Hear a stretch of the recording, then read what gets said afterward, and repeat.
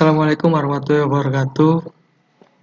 Selamat pagi anak-anakku semua, siswa-siswi SMK Wetasim Surabaya, kelas 11 MM, OTKP, dan AKL. Pada pertemuan kali ini itu tentang atletik, dan materi sebelumnya yaitu tentang sepak bola sama bulu tangkis. Saya sudah sampaikan ke kalian, dan semoganya ilmunya bermanfaat, dan kalian semua saya harapkan lebih giat lagi untuk belajar, karena ilmu ini tak ada kadaluarsanya, dan kalian harus giat untuk menggali ilmu dari siapapun itu, maupun buku, dari orang, dari pengalaman-pengalaman atlet-atlet yang lainnya. Kalian juga harus bisa mencari ilmu kehidupan di sini dalam olahraga ini. Sebelum mengawali pembelajaran daring PJOK pada kali ini, mari kita berdoa supaya kita diberi kelancaran, kekuatan, serta manfaat dalam belajar hari ini. Kita diberikan kelancaran serta ilmu yang berkah dan barokah untuk masa depan yang akan datang. Berdoa, mulai.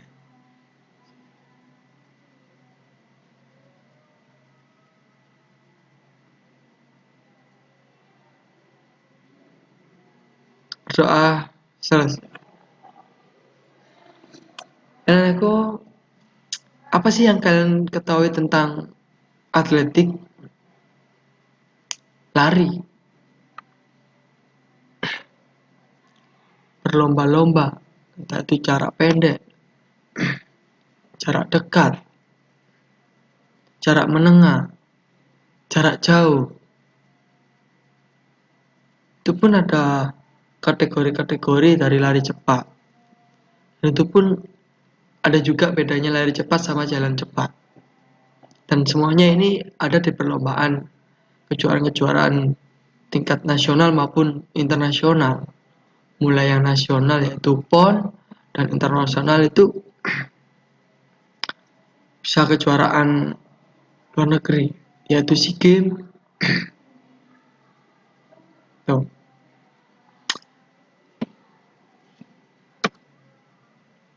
Yang kita bahas adalah kali ini ialah lari cepat. Apa sih yang kalian ketahui tentang lari cepat? Lari jarak pendek ataupun sprint ialah jenis lari yang dilakukan dengan kekuatan dan kecepatan penuh sepanjang garis lintasan start sampai finish, di mana pemenangnya ditentukan berdasarkan catatan waktu yang paling singkat.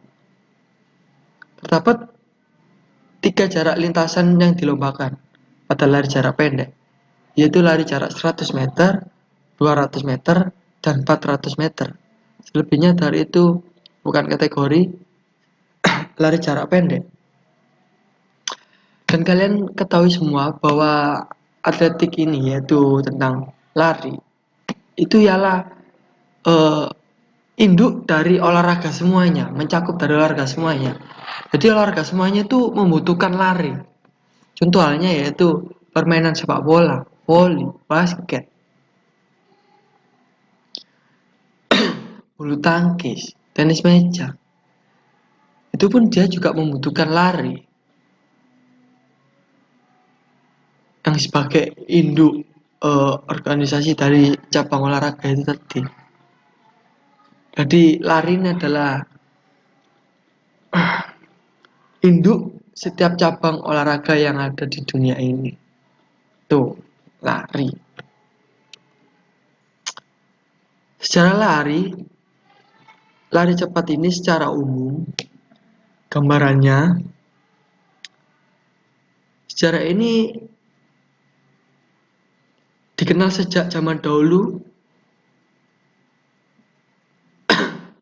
yang menjadi satu-satunya cabang olahraga yang diperlombakan pada Olimpiade kuno yang diadakan di Yunani pada tahun 776 Masehi yang lalu.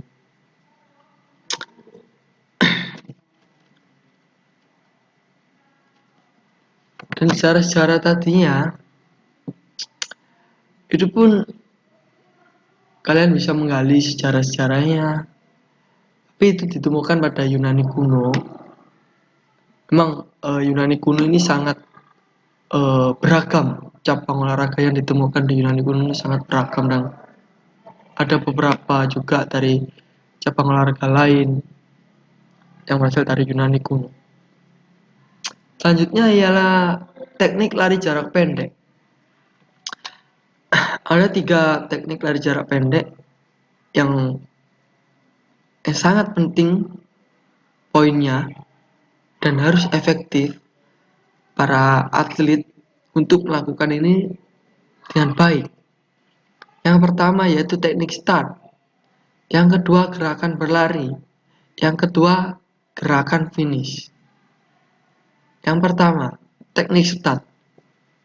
Start adalah persiapan awal seorang pelari cepat sebelum melakukan gerakan berlari yang bertujuan untuk mengoptimalkan lari cepat.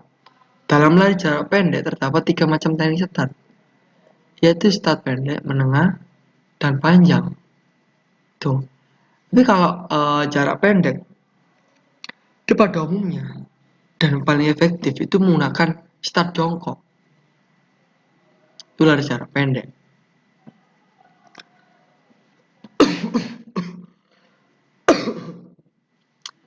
Dan gerakan berlari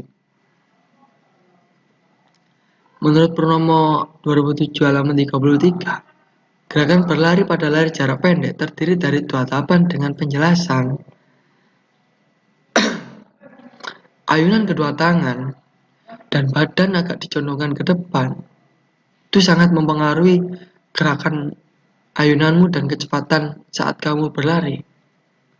Kalau kalian berlari cuma hanya mengandalkan kaki, tapi tanganmu tidak mengayun, itu kurang efektif, kurang menambah kecepatan. Dan kalaupun badan kamu juga condong, itu pun akan menambah beban yang ditumpuk oleh kaki itu lebih ringan. Dan kalian bisa merasakannya maupun bisa mencobanya. Coba kalian lari pakai tanpa ayunan, tanpa condongkan, itu kamu lari 100 meter. Coba kamu dalam start sampai finish itu dapat berapa detik gitu. Nah, terus coba kalian perbedakan, dan itu pasti ada perbedaannya saat kalian mengayunkan, condong ke depan. Itu gerakan berlari yang sangat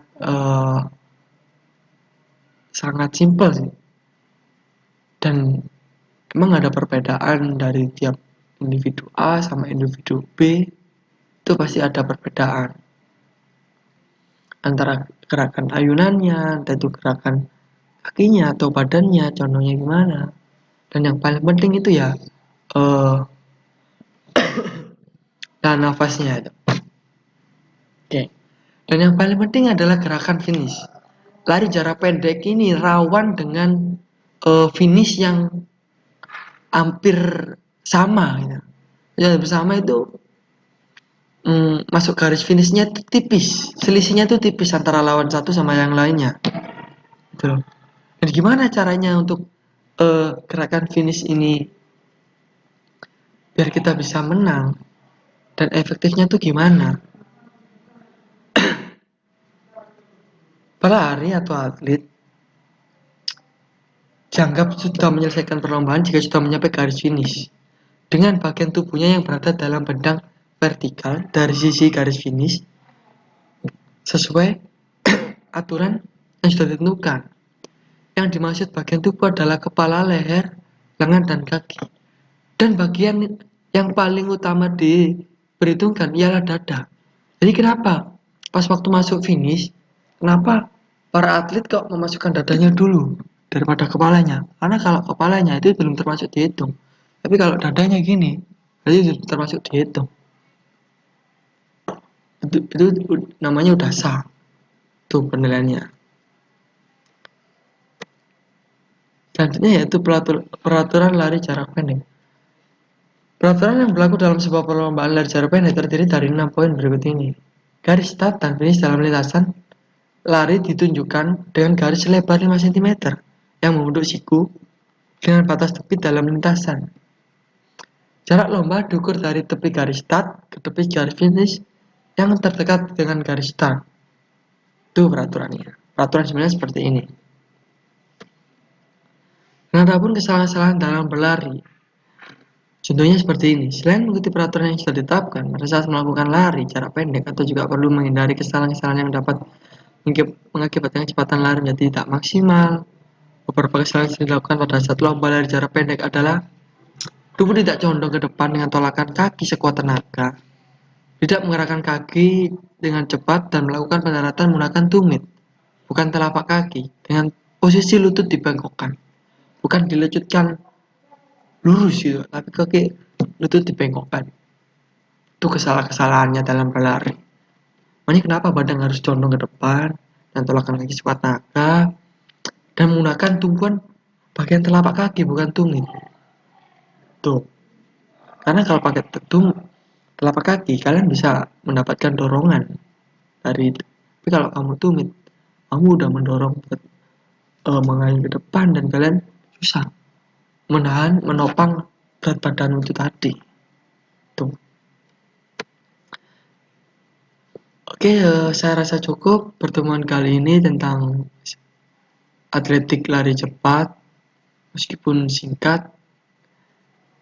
Saya rasa cukup, dan pertemuan selanjutnya saya tunggu ya. Itu tugas pertemuan hari ini, yaitu kalian meresume materi kali ini dan kalian tulis di kertas folio. Udah itu aja. Tugas paling lambat dikumpulkan hari Kamis ya. Meresume pertemuan kali ini ya. Oke, saya rasa cukup.